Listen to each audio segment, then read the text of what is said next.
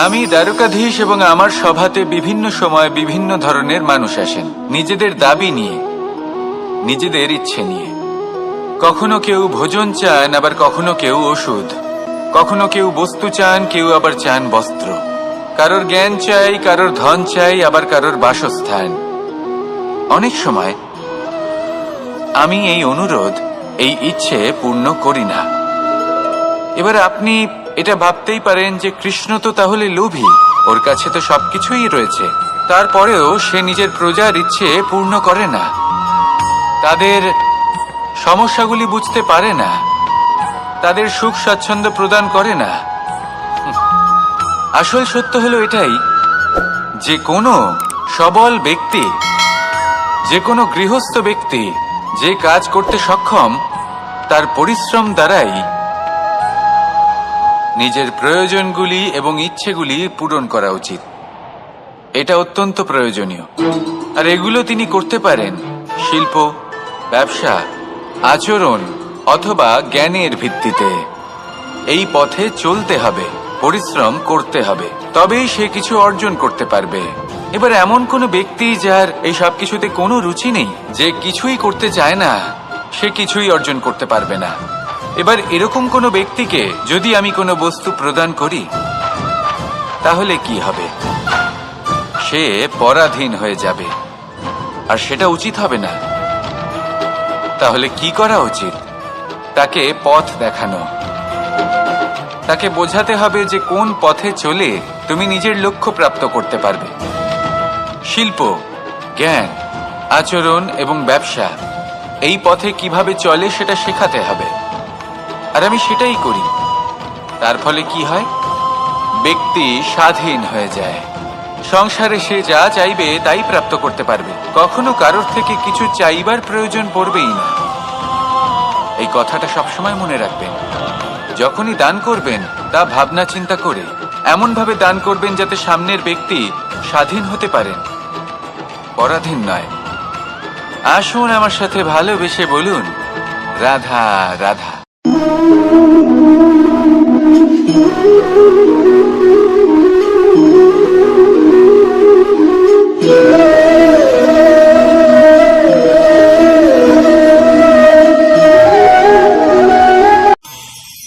মানুষ কতটা বিচিত্র হতে পারে। সব সময় স্বপ্ন দেখতে থাকে যে কাল আমি এটা করব, কাল আমি ওটা শুরু করব, কাল আমি ওটা সম্পন্ন করব। এই যে কাল শব্দটা, এই কাল অত্যন্ত বিচিত্র এক শব্দ। আমরা সবসময় এটাকে আসতে দেখতে পাই, কিন্তু এটা আসাতে বর্তমানে পরিণত হয়। আবার আজ নতুন কাল দেখতে পাই, তার জন্য অপেক্ষা করি, যখন সেটা সামনে আসে বর্তমানে পরিণত হয়। এই কাল সবসময় একটা মিথ্যে সান্ত্বনা দেয় যে সে আসছে, কিন্তু সে কখনোই আসে না। যেটা আপনার হাতে রয়েছে তা হলো আজ, বর্তমান। তাই যা করার আছে, যা সম্পন্ন করতে চান, যা শুরু করতে চান, আজ করুন, বর্তমানে করুন। কারণ আজ আপনি যা করবেন সেটাই আপনার ভবিষ্যৎ নির্ধারিত করবে। ভবিষ্যতের বিষয় ভাবতে থাকলে ভবিষ্যৎ সুন্দর হবে না। আজ কর্ম করতে হবে। তাই আজ বর্তমানে জীবনযাপন করুন, কর্ম করুন, আর আমার সাথে ভালোবেসে বলুন, রাধা রাধা। পঞ্চম তত্ত্ব, আকাশ, নব, ব্যোম। আসলে কোনো ভ্রম নাকি সত্য? ভ্রম তো হতে পারে না, কারণ ভ্রমের মধ্যে কেউ বাঁচতেই পারে না। আর যদি সত্য হয় তাহলে এতটাই বিশাল যে আমাদের চোখের থেকে, আমাদের ইন্দ্রিয়ের থেকে, আমাদের মস্তিষ্কের থেকে, আমাদের চিন্তা ভাবনার থেকেও অনেক ঊর্ধ্বে, যাকে আমরা বুঝতেই পারি না। এটা যতটাই বিশাল আকার, ঠিক ততটাই সরল। এই আকাশ যতই অন্ধকারাচ্ছন্ন, ততটাই আলোর প্রকাশ প্রদান করে থাকে। দেখতে গেলে এ হলো জীবনের সঞ্চালক, কিন্তু যদি ক্রুদ্ধ হয়ে যায় তাহলে প্রাণ কেড়ে নিতেও দ্বিধা বোধ করে না। এই আকাশ শুধুমাত্র পৃথিবী লোক নয়, বরং এই সমগ্র ব্রহ্মাণ্ডকে, এই সমগ্র সৃষ্টিকে, এর প্রত্যেকটা তারাকে, প্রত্যেকটা গ্রহকে একটা বিশেষ স্থান প্রদান করে। নিজের কোনোই অস্তিত্ব নেই, কিন্তু সকলকে অস্তিত্ব প্রদান করে। এটাই হলো এই আকাশের মাহাত্ম্য।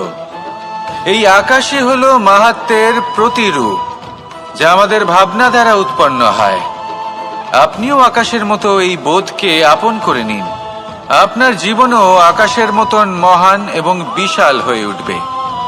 আর তখনই মন সুপ্রসন্ন হয়ে বলবে, রাধা রাধা।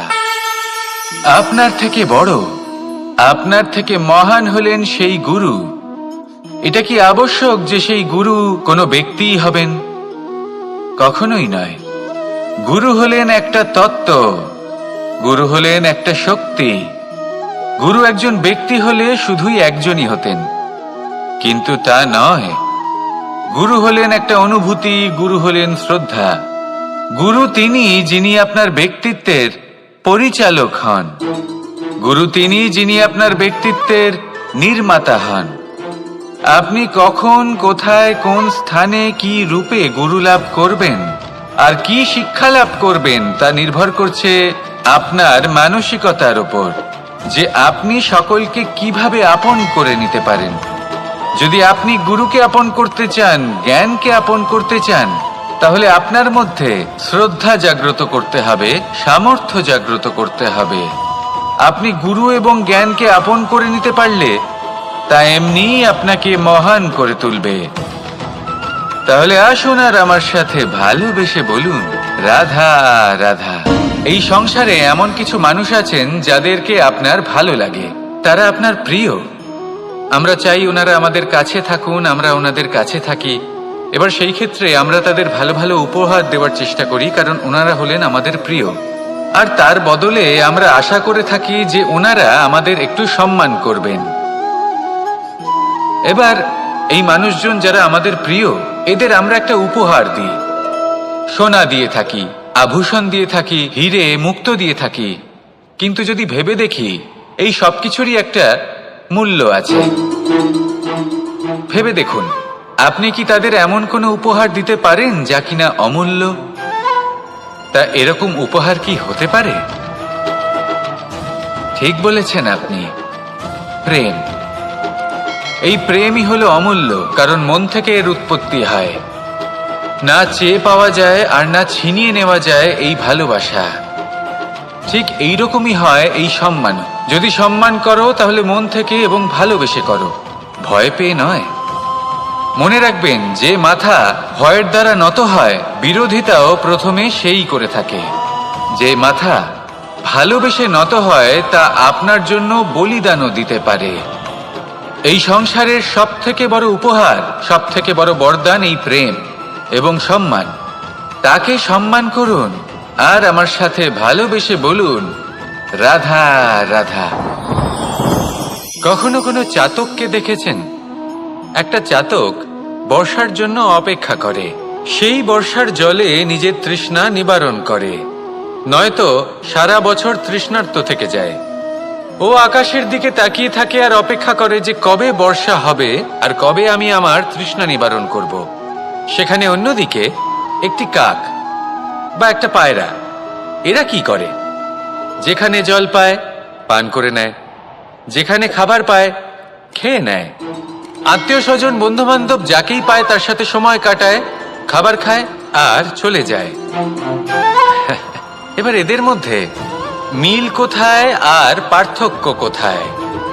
দুজনের কাছেই ডানা রয়েছে, দুজনেই উড়তে পারে। এই আকাশ হলো ওদের, খাবারের দানা ওদের। পার্থক্য হলো তাদের অভিলাষার, পার্থক্য হলো তাদের আকাঙ্ক্ষার, পার্থক্য জীবন যাপনের ধরনের। এবার যত বেশি আকাঙ্ক্ষা থাকবে, যত দামি জীবন যাপন করার ইচ্ছে থাকবে, তত বেশি কষ্ট আপনাকে সহ্য করতে হবে। আবার অন্যদিকে জীবন যত সরল হবে, জীবন যাপন যত সরল হবে, সমস্যা ততটাই কম হবে। তাই সবসময় চেষ্টা করবেন আপনার মানসিকতা এবং আপনার জীবন যেন সরল হয়। ভালোবাসতে থাকুন। যদি কেউ আপনাকে ভালোবাসে, তাকেও আপনি ভালোবাসা ফিরিয়ে দিন। তাদের সাথে কথা বলুন, কিছু তাদের কথা শুনুন, কিছু নিজের কথা বলুন। দেখবেন সকল তাপ উত্তাপ দূর হয়ে গেছে। এটাই তো হলো জীবনের সারমর্ম। তাই প্রেমে থাকুন, ভালোবাসুন, আর ভালোবেসে আমার সাথে বলুন, রাধা রাধা। ক্ষমা একটা অত্যন্ত সুন্দর শব্দ, আমার খুব প্রিয় শব্দ। কিন্তু এই ক্ষমা কখন আর কিভাবে প্রয়োগ করতে হবে সেটা বোঝা প্রয়োজনীয়। এক, যদি আপনি কোনো অন্যায় করেন আর ক্ষমা না চান, ক্ষমা প্রার্থনা না করেন, ক্ষমা চাওয়া থেকে এড়িয়ে যান, তাহলে তাতে আপনারই ক্ষতি হবে। কিভাবে? ক্ষমা না চাইলে মনের মধ্যে অহংকার জাগ্রত হয়, আর অহংকার তো প্রকৃত অর্থে আমাদের ক্ষতিই করে। দুই, কেউ যদি অপরাধ করেন, আপনার থেকে ক্ষমা না চান, তাহলে তাকে ক্ষমা করবেন না। ক্ষমা হলো অত্যন্ত অমূল্য, আর না চাইতেই কাউকে ক্ষমা দান করা এটা উচিত নয়।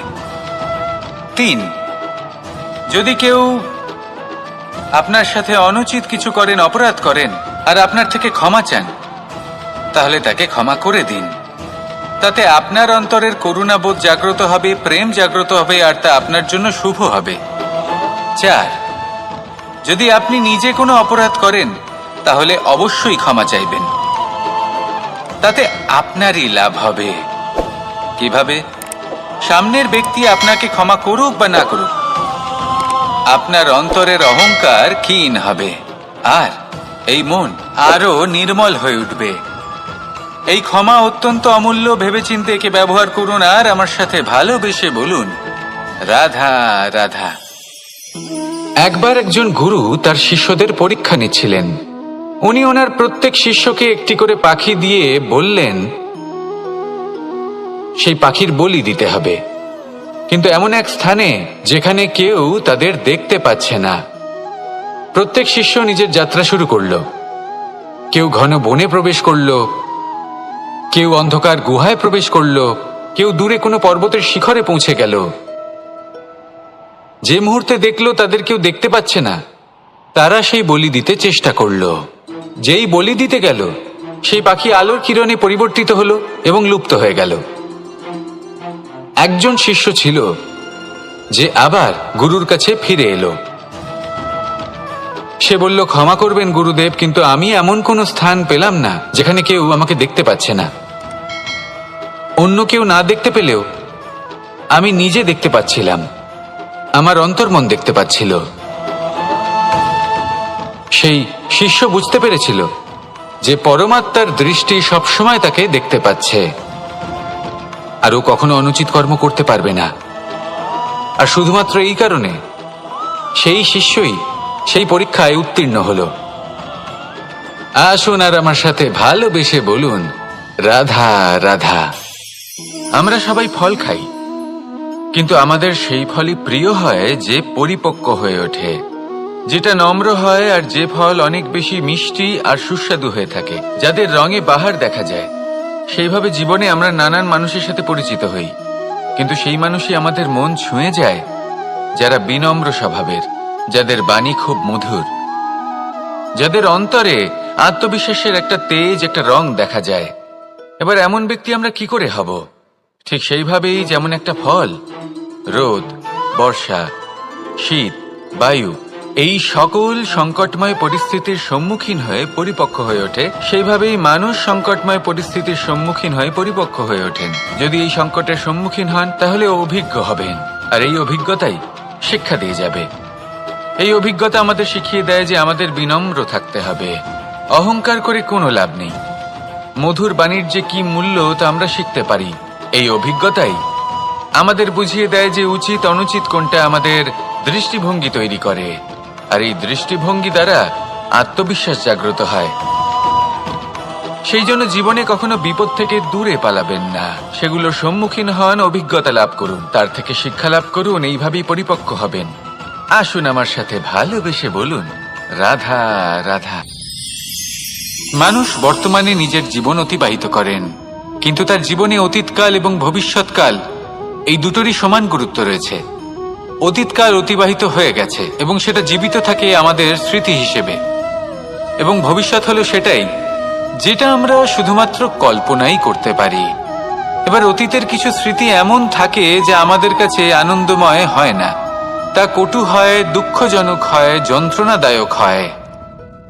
আমরা যা কিছুই করি তা বদলে ফেলতে পারবো না, কিন্তু ভবিষ্যৎকাল সেটা আমরা রচনা অবশ্যই করতে পারি, যদি আজ আমরা শ্রেষ্ঠ কর্ম করি। যদি আজকের এই দিনটা আমরা আনন্দের সাথে অতিবাহিত করি, সুখের সাথে অতিবাহিত করি, এক একটা মুহূর্ত আমরা আনন্দ এবং ভালোবাসার সাথে অতিবাহিত করি, আপনার আজকের এই কর্ম আপনার ভবিষ্যৎ নির্ধারণ করবে। আজ আপনি যেভাবে জীবন কাটাবেন তা ভবিষ্যতে গিয়ে অতীতকালে পরিণত হবে, আর তখন আপনি এমন স্মৃতি খুঁজে পাবেন যেখানে আপনি প্রত্যেকটি মুহূর্ত প্রেম এবং আনন্দের সাথে অতিবাহিত করেছেন, এবং সেই স্মৃতি মধুর হবে। তাহলে আজ শ্রেষ্ঠ এবং উচিত কর্ম করুন, আপনি নিশ্চিত রূপে একটি উজ্জ্বল, শুদ্ধ, পবিত্র এবং আনন্দময় ভবিষ্যৎ লাভ করবেন। আসুন আমার সাথে ভালোবেসে বলুন, রাধা রাধা। এই সংসারে অনেক অনেক এমন জ্ঞানী আছেন যারা নিজের সমস্ত জীবন জ্ঞান অর্জন করতে অতিবাহিত করেছেন। এই সংসারে এমন কোনো বেদ নেই, কোনো পুরাণ নেই, কোনো শাস্ত্র নেই, কোনো ভাষা নেই যা ওনারা জানেন না। এমন কোনো বিষয় নেই যা নিয়ে ওনারা কোনো বক্তব্য রাখতে পারবেন না। কিন্তু আমরা এই সকল জ্ঞানীকে কি ভালোবাসতে পারি? এনাদের সকলকে সম্মান করতে পারি না। কারণটা কি? দেখুন, বেদ পড়া একটি আলাদা বিষয়, বেদনা বুঝতে পারা অন্য ব্যাপার। এবং বেদনা বোঝার জন্য, সেই জ্ঞান লাভ করার জন্য আপনাকে মন থেকে করুণা এবং প্রেমের সঠিক অর্থ বুঝতে হবে। সামনের ব্যক্তির বেদনা বুঝতে হবে, তার যন্ত্রণাকে বুঝতে হবে। তারপর যে জ্ঞান আপনি অর্জন করেছেন বেদ থেকে, পুরাণ থেকে, শাস্ত্র থেকে, তা প্রয়োগ করে তার বেদনার নিবারণ করা, সেটা বেশি গুরুত্বপূর্ণ। সেই জন্য জীবনে শুধুমাত্র শাস্ত্র এবং বেদ পড়ে জ্ঞান অর্জন করতে সময় নষ্ট করবেন না। মন থেকে প্রেমের কি অর্থ সেই বিষয়ে জ্ঞান লাভ করার চেষ্টা করুন, করুণাও বুঝতে চেষ্টা করুন। একজন শ্রেষ্ঠ ব্যক্তি হয়ে উঠুন, আর আমার সাথে ভালোবেসে বলুন, রাধা রাধা।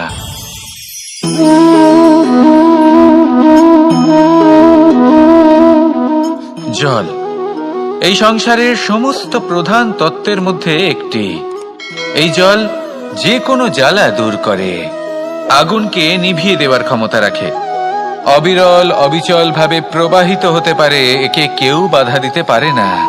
এর পথে বাধা সৃষ্টি করলে নিজের পথ নিজেই খুঁজে নেবে, বা সে নিজেই নিজের পথ বানিয়ে নেবে, কিন্তু কখনো থামবে না।